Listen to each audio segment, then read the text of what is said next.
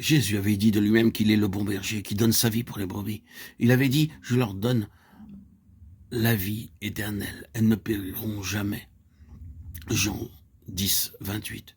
Nous avons là toutes ces choses merveilleuses qu'il dit de lui-même, leur berger, et de ses brebis. Et avons-nous remarqué ce qui arriva ensuite? Les Juifs furent de nouveau divisés à cause de ces paroles. Plusieurs d'entre eux disaient, il est possédé d'un démon.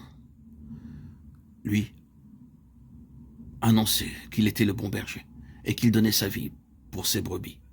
Je leur donne la vie éternelle, elles ne périront jamais. Il a dit toutes ces choses merveilleuses et belles, et les Juifs disaient, il est possédé d'un démon. Comprenons-nous pourquoi Dieu les a rejetés? Nous avons endurci nos cœurs, nous nous sommes détournés chacun dans sa propre voie.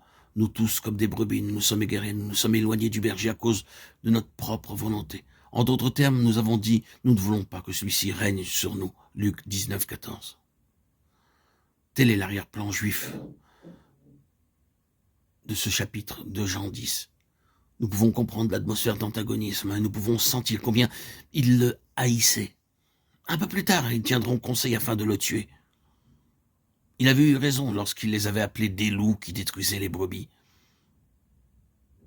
Jésus entra directement dans cette atmosphère et dit, « Je suis le bon berger, je conduirai mon troupeau hors de ce qui existe ici. Je le ferai sortir de ce cadre et de ce faux troupeau. » Et il conduit alors le noyau de son nouveau troupeau pour donner à ses brebis la vie éternelle.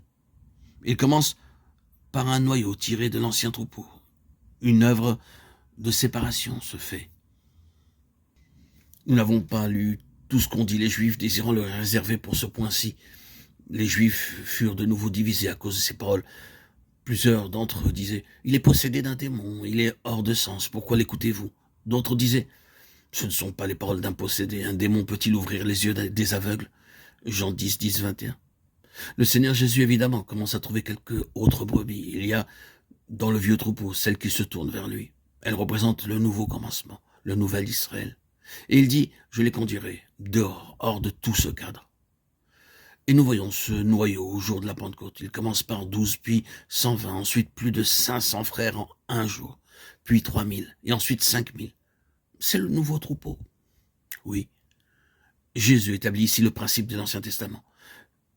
S'il ne peut pas avoir les brebis de l'Ancien Testament, il reprendra le principe d'un berger et des brebis, et le retrouvera dans son nouvel Israël de cette dispensation.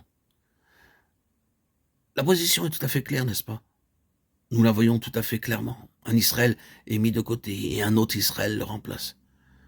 Ce qui est terrestre disparaît, ce qui est céleste paraît pour le remplacer. Et cet Israël céleste devient le nouveau troupeau, sous la garde du berger.